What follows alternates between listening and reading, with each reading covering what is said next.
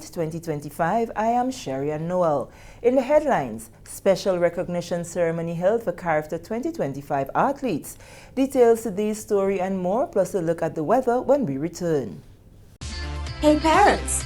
We all know children don't come with manuals, but you can step up your parenting game. Join the Ministry of Social and Community Development, Housing and Gender Affairs in collaboration with the Grenada National Council of the Disabled for an incredible series of community engagement. Discover essential topics like child abuse prevention, understanding discipline versus punishment, building healthy relationships, mastering parenting in the electronic era. Catch us in your community nightly from 6 to 8, starting in the community of River Sally on Monday, May 12th, at the River Sally Government School, Tuesday, May 13th, at the Mount Horn Community Center, Wednesday, May 14th, at the Willis Community Center, on Monday, May 19th, the Anglican Government School in the community of St. John, and in the community on St. David on Tuesday, May 20th, at the Pomeroy's School. Enhance your parenting skills and create a brighter future for your children. Join us and step up today. Brought to you by the Ministry of Social and Community Development, Housing and Gender Affairs. The journey of 1,000 miles begins with but a step. So the journey of a year begins with but a sec. 1 second is the difference between old and new. The difference between what you have done and what you have to do. 1 second is the difference between who you were and who you are going to be. The difference between a year of expectations and a year of memories. Awaiting you is a year of opportunities and new moves. Just one final second to reflect. And then we must embrace indeed. I reckon 1 second is all we need.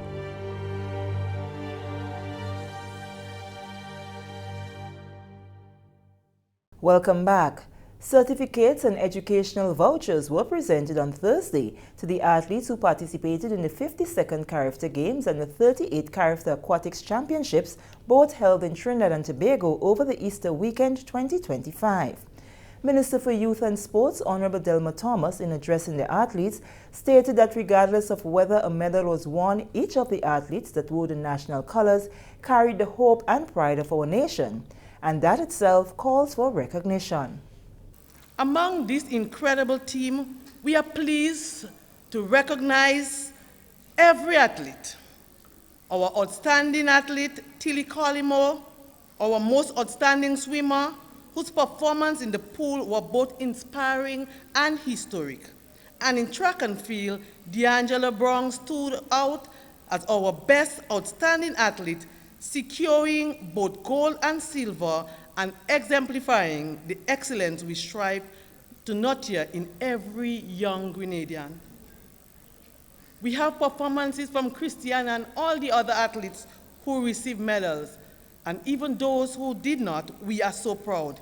Honorable Thomas says the ceremony goes beyond the medalists who gave their all at the Games.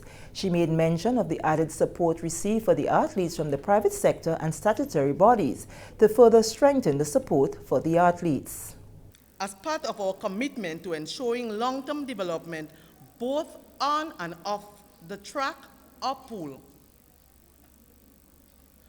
we want to thank IMA Grenada and the Diaspora Affairs Office, who provided support to our most outstanding athlete and some of the other athletes. We also want to thank many other private sector persons who, in some instances, do not want their name to call, but we have 2 vouchers that will be given separate. One to Christiana Charles, which is $300 US voucher for education, and Jacob, $300 US for education. So all the support, even what IMA is giving, the $3,000 for the 2 persons who are most outstanding, and the other support, they are all towards the education of our athlete. Delon Felix, former national 400-meter athlete in the 1990s who participated in 2 Carifta Games and the Hampton Games, was the featured speaker. If you want to be good, you got to train to be better than the best. So back then, thinking about Olympics was always a hard challenge, and everybody think that it would not be an easy feat. But those days were the Ben Johnson and the Michael Johnsons and those guys. And when I was training to compete with Michael Johnson. So that is how hard I made the effort. And it is very hard when you preparing for competition. And I want you guys to know that today. It is very hard. And like anything else, training is hard. The sacrifices that you need to make on a daily basis, when everybody else is going to get ice cream or going on the beach, you have to go to training, and the coaches are waiting, and you feel pressured. But what gives you the reward is when greatness comes at the end of your successes. Felix encouraged the athletes to stay true to who they are and work hard, stay disciplined, and the rewards will be great. Be great in all aspects of your life, and you would realize from your commitment and your discipline in sports in today's world would carry you throughout your life in all different areas of your career. You would want to win in whatever area you go to work, whatever profession, you would want to be the best that you can be. Be confident, remain confident. And sometimes they say you're bragging because you're confident. That's okay. Be confident. Tilly Colomo received the top prize for swimming and D'Angelo Brown for track and field. Tokens were also presented to the coaches and management team. The government of Grenada, through the Ministry of Youth and Sports, continues to show support for various sporting disciplines, the latest being Youth Recognition and Inspiration Ceremony for the athletes who participated in the 52nd Carifta Games and the 38th Carifta Aquatic Championships, both of which was held in Trinidad and Tobago. Grenada won a total of 20 medals collectively. 13 medals were won in the track and field, that includes 1 gold, 5 silver and 4 bronze. In the Carifta Aquatics, the medal count were 1 gold, 4 silver and 2 bronze medals, making it a total of 7. Prime Minister Honorable Deacon Mitchell, in attendance at the ceremony, echoed sentiments of congratulations and commendations to all the athletes, coaches and guardians present, reiterating his government's commitment to holistic youth development.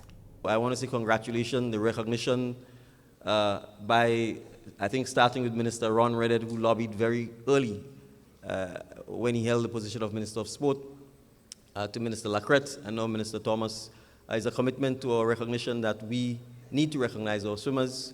We need to emphasize the importance of swimming not just as a sport, but as a life skill that is essential to all of us who live on an island. And I think one of the goals of this island is that every Grenadian should be able to swim. And I think if we actually achieve that, we perhaps will help revolutionize our economy as well. And so congratulations to our swimmers. Your job is to inspire us. And this is why it is not just about recognizing your achievement, but inspiring the adults who sometimes are still afraid of the seawater, who sometimes are afraid of swimming, inspiring the next generation of Grenadians to learn to swim, inspiring the current generation of Grenadians to learn to swim and to swim competitively as well. As island nations, we perhaps should be dominating the Olympics in swimming. Prime Minister Mitchell stated that for the athletes to perform and excel in the various disciplines, support is needed from all sectors. I really want to say how inspired I am by the fact that you continue to give it your all, that you continue to represent Grenada, and that you continue to medal at Carifta. And so for the younger Francis, you should continue striving to make sure that we continue to support the swimmers. I always say, in a world of limited resources, those who show the most, who are most aggressive and who are most strategic, get the most resources. So the pot is limited. So Ngasa, continue to ask for what you want. I believe the Minister of Youth and Sports are going to ensure that that swimming pool is built together with the private sector, statutory bodies, the international affiliations that I think are keen to support swimming in Grenada. So we are serious about making sure this happens and that we can continue to support our swimmers because of the significant role that they play in ensuring that they continue to fly the flag of Grenada and continue to inspire and make us all proud. So congratulations again, and thank you very much on your achievements.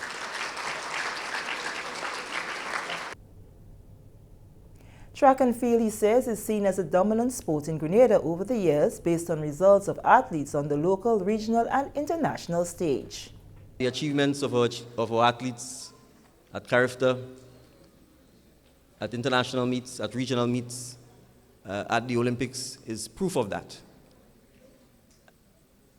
And our coaches, the parents, the track clubs, and I want to speak a little bit about the track clubs because we have to appreciate that with our education system, until recently ending at 16, to a large extent, a lot of our talents, a lot of our talented athletes are nurtured by our track and field clubs.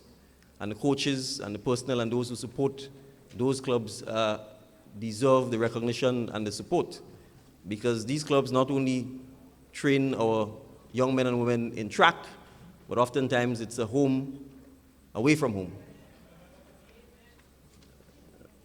I think it was Coach Paul who told me that sometimes when I ask why the kids don't seem to want to go home when they're in Lassages, it's because he said to me, because sometimes there is no home to go to, or sometimes the conditions at home are not ideal. And so we recognize the importance of our sporting clubs, our track and field clubs, and I know the minister and her team are committed to ensuring that we can continue to provide as much support as we can to strengthening our club structures throughout the length and breadth of Grenada, Carriacou, and PT Martinique. PM Mitchell encouraged the athletes to continue to strive for excellence as the rewards will be gratifying at the end. This is the GIS News. When we return, special activities planned for International Family Day.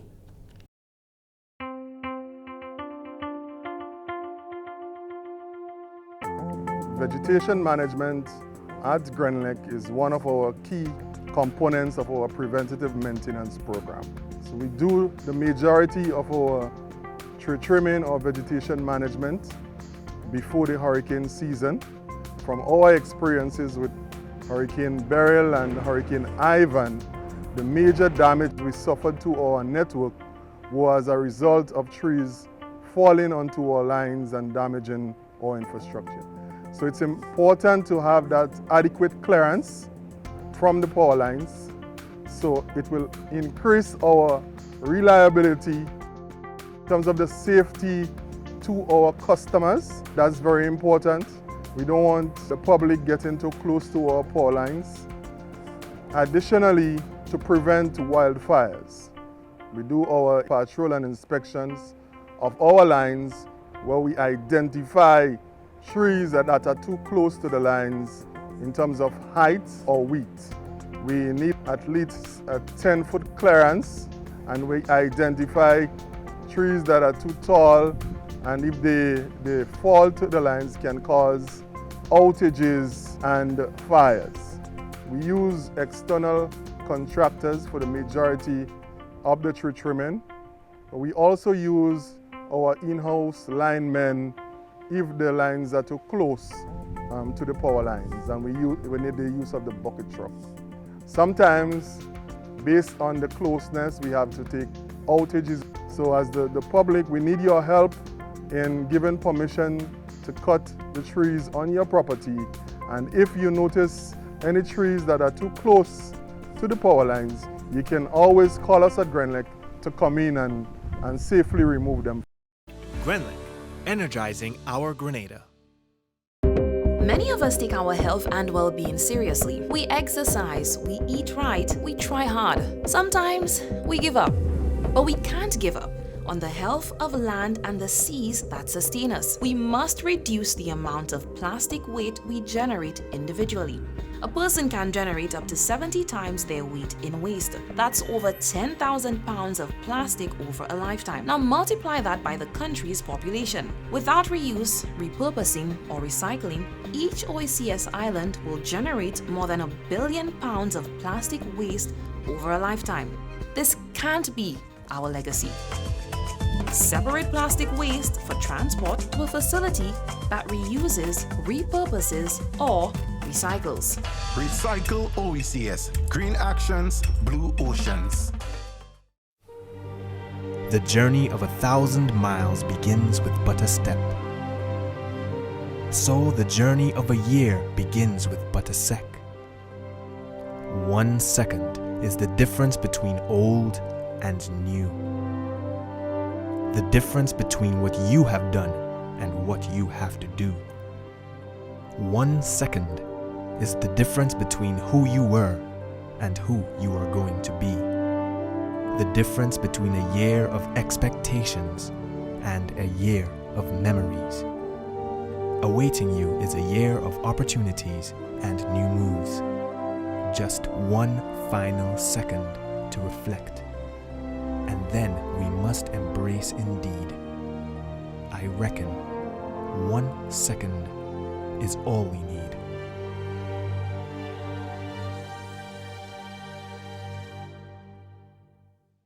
Welcome back. May is celebrated as the month of the family, with May 15th observed internationally as International Day of Family. The Ministry of Social and Community Development, Housing and Gender Affairs, through its parenting department, has organized activities in recognition of the month and in particular International Day of Families. Anderson Richardson, Gender Development Program Officer within the ministry, outlines the activities planned. We start off with our church service this Saturday at the Grenville SDA Church beginning at 9 a.m. And we want to encourage one and all to be part of that. We believe that putting God first in everything is the key to success. Of course, this year we are celebrating under the theme, empowering families, building inclusive communities, and that is very important. Other initiatives, he says, include but are not limited to the following. We start off at the community of River Sally in St. Patrick's. So we'll be there at River Sally Government School. That's Monday, the 12th of May, 2025, beginning at 6 p.m. to 8 p.m. So we'll be looking at topics such as discipline versus punishment, parenting in the electronic era, child abuse awareness and prevention, healthy and unhealthy relationships. And we want to invite one and all to be a part of those initiatives, those discussions. As we share with you, you share with us, and together we can build stronger communities, stronger families, and ultimately a safer and a stronger Grenada. Richardson says the parenting department will take a break from its community forums on May 15th and 16th due to the CPEA. We have started some of the groundwork in terms of going to the communities and speaking to persons about these kinds of engagements, and the feedback is really, really, really good. And we want to invite one and all, make it a family event. Now, because of CPEA, Thursday and Friday of next week, there will be no sessions, but we resume on the 19th and the 20th of May. So on the 19th of May, we move to the parish of St. John's, and we'll be at the St. John's Anglican School, looking at the same topics from 6 p.m. to 8 p.m. And our final night will be at the Pomrose, the community of Pomrose in the parish of St. David's, and we're looking at the Pomrose RC School from 6 p.m. to 8 p.m. And so we want to encourage everybody, make it a family affair, make it a family event, be there, don't miss it. There'll be a lot for persons to learn, there's a lot for us to learn and to be able to strategize and re-engage in the future. The activities, he said, will be held in St. Andrew in 2025. Our International Family Day activity, it will be held this year at Telescope Playing Field in the parish of St. Andrew. So big parish, we're coming to you. Last year we were in the parish of St. Patrick's, we were at Rosehill, so we move now to St. Andrew, Telescope Playing Field, beginning from 11 a.m. And so we want to make it a family affair. And we want to encourage everybody, one and all, be a part of the initiative, be a part of positive engagement, be a part of bonding, be a part of building families, building community, and ultimately a safer Grenada. Moving along, it's a quiet predator that has been wreaking havoc on Grenada's ecosystem for decades, the Indian mongoose. However, a targeted training at the Mount Hartman Dove Sanctuary is giving new hope to wildlife conservationists. In a move to protect Grenada's endangered dove, local participants have received hands-on training in humane trapping and predator control. Led by wildlife veterinarian Dr. Kenneth Carter, the workshop is part of a growing mission to restore balance to the island's fragile ecosystem. We have details in this report. Within the Mount Hartman Dove Sanctuary, a team of wildlife enthusiasts, government workers and aspiring biologists were on a mission, one that could determine the survival of Grenada's national bird, the Grenada dove. They formed part of a mongoose control training workshop led by Dr. Kenneth Carter, a seasoned veterinarian and wildlife specialist, aimed at equipping a select group with the practical skills needed to trap and safely manage one of Grenada's most destructive invasive species, the Indian mongoose. Originally brought to the Caribbean to control rats, the Indian mongoose quickly became a threat to native wildlife. With no natural predators, they've multiplied rapidly, preying on birds, reptiles, and particularly the endangered Grenada dove, whose fledglings are easy prey. The workshop covered everything from trapping methods and site selection to baiting techniques and safety protocols, including rabies vaccination for participants. We've set some traps along the trail. We're using navigational points, and we did a big loop. And the idea is we're going to be showing the participants how to euthanize a mongoose humanely with medication at first and as well with an air rifle. So because there's a couple of veterinarians in it, we have one young veterinarian there as a participant. So I'm going to teach him a euthanasia technique that is really effective against small vermins and small predators like mongoose and cats, if we happen to catch a feral cat in the way. And everybody else is going to be learning how to euthanize a mongoose in a trap with an air rifle. So it's going to be a live, active trapping session, completely in the outdoors, which means we do not know what we'll catch. We're hoping that we're going to catch a lot of mongooses today so that we can demonstrate the different techniques. That was veterinarian Dr. Kenneth Carter. On day 2 of the workshop, traps were deployed across a mapped trail. The goal was to reduce mongoose numbers before the end of the breeding season and give the Grenada dove a fighting chance. Among the trainees were young professionals, students exploring biology careers, and even pet owners concerned about mongoose interactions. The hope is to create a ripple effect with more trained hands, more traps, and eventually an island-wide eradication effort. Dr. Carter explained why this is needed. So the Indian mongoose has been introduced in Grenada. It was done way back to control the rat population. Now they have no predators here. They are apex predators. They're also very skilled hunters. In this location, the Grenada dove have a culture where, as most birds will do if you're startled, they would fly away. The Grenada dove goes to ground and it walks away. So with a predator like the mongoose in the habitat of the Grenada dove did not evolve with a mongoose presence. They had no land predators. So now they're decimating the population. Some of the adults may fly off, but a lot of the fledgling doves, so the dove that just came out of the nest, welcome to the wall, you jump to the ground, a mongoose gets you. So as a primary concern in Grenada dove population protection, eradicating the mongoose from here would make a significant impact. As a secondary concern, we just helping the local invertebrates and wildlife, because birds everywhere are subject to mongoose predation. So to drop the mongoose population. The mongoose has been exploded in population. There is no mongoose eradication drive. So one of the offshoot from this hopefully would be a massive island-wide mongoose eradication drive. There's also a new interest in larger scale poultry farming. And with the poultry plus the cane fields, the mongoose population is going to go up. So you need active measures now to control this population. This hands-on workshop was an initiative of the Gaia Conservation Network with funding from the UNDP's Climate Resilient Agriculture for Integrated Landscape Management Project. Chief Executive Officer of Gaia Conservation Network, Wayne Smart, speaks on his organization's reason behind initiating the training. The Grenada dove, especially in the sanctuary here where we're doing this workshop, and also one of the main key biodiversity areas in the island of Grenada is where the endemic and endangered Grenada dove lives. Of course, some might wonder, why is it that we have to protect Grenada dove? I would simply say, despite everything else, it is part of our key heritage here on the island. The Grenada dove is found only here, and definitely symbolizes one of the, I guess, homesteads of biodiversity here on the island, where it is found nowhere else around the world.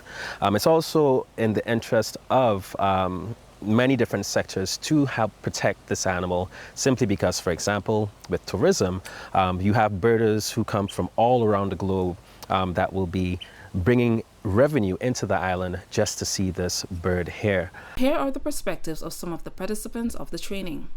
I really enjoyed it, actually. I learned how to shoot an air rifle in order to kill and eradicate the mongoose.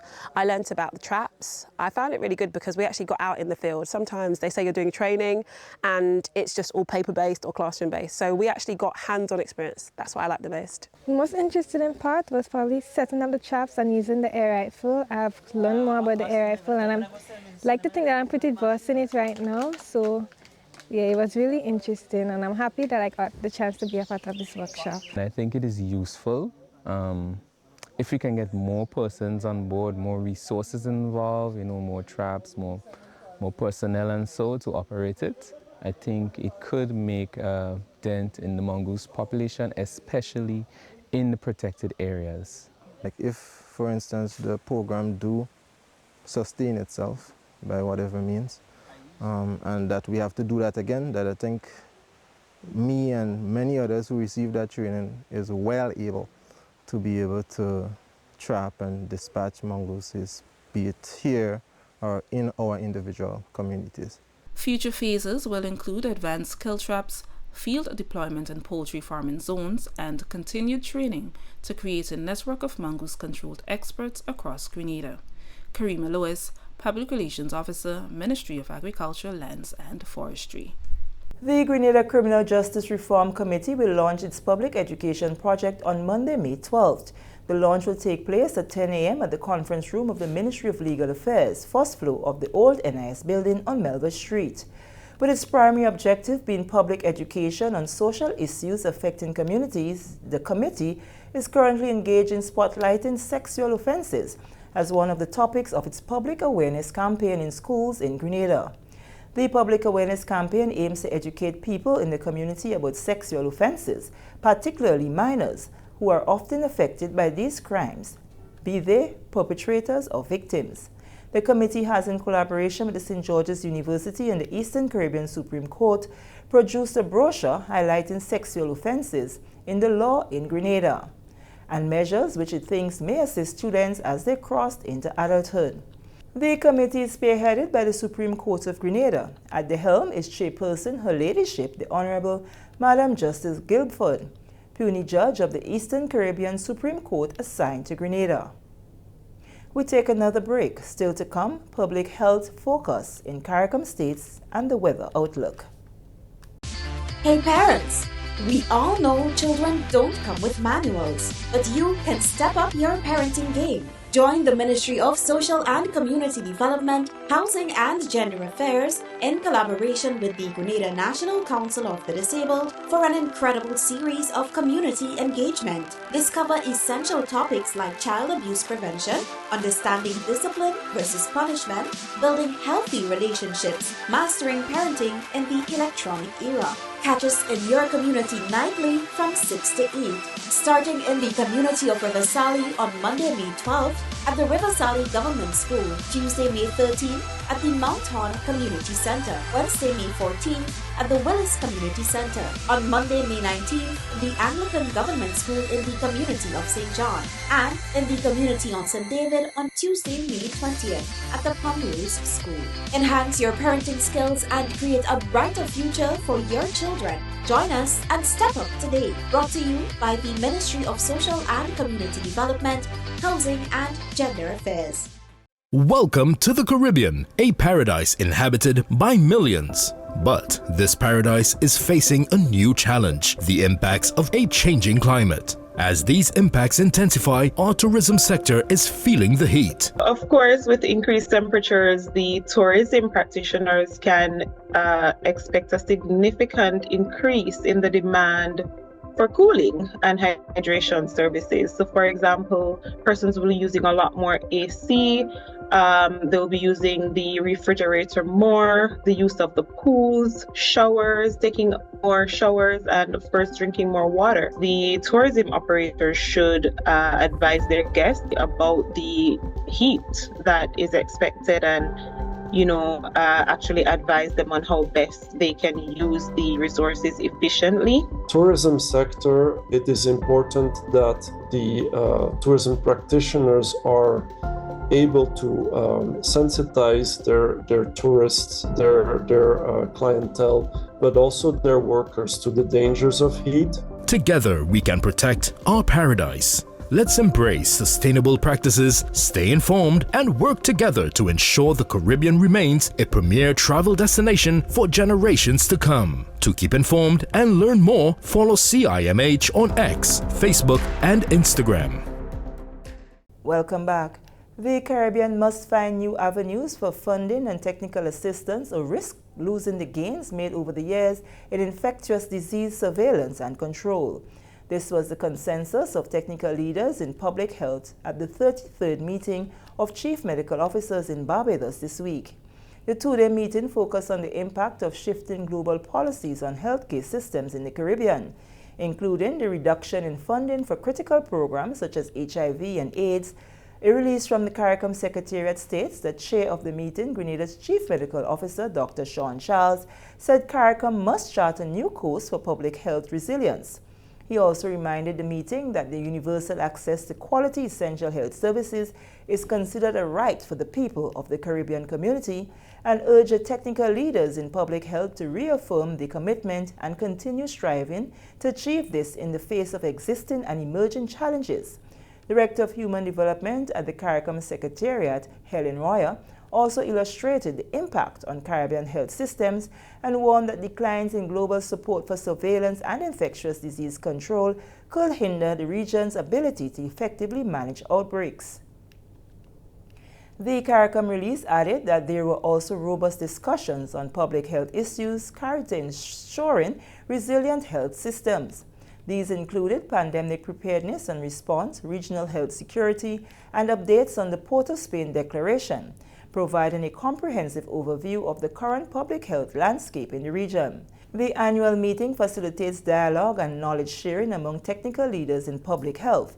Recommendations from the meeting will contribute to key health policies, support identification of the advocacy for the visibility of priority health issues, and actively shape strategic interventions for better health outcomes for the people of the Caribbean community.